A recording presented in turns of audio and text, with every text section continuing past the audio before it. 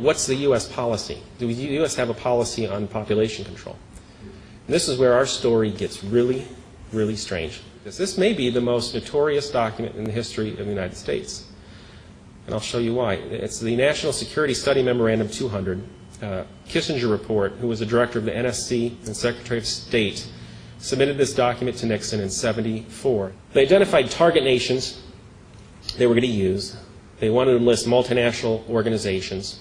Legalize abortion was key. Financial incentives, propaganda, and even coercion were going to be used. The methods of NSSM, they wanted it to be inexpensive and safe. They wanted to be perceived as safe, for sure.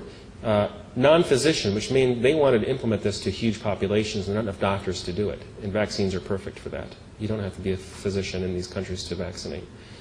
But this thing just jumped off the page. Injectable contraceptives for women which are effective for 3 months or more. Didn't exist back then. It sounds like a vaccine, potentially. So I would like to give you what I believe is the real agenda. And so much of what Dr. Ayoub told you in the previous talk carries over into this one. There are people who have a different world view. NSSM 200. And what they say is we've got to restrict population throughout the rest of the world. First of all, in the developed countries, and then, of course, in the underdeveloped countries.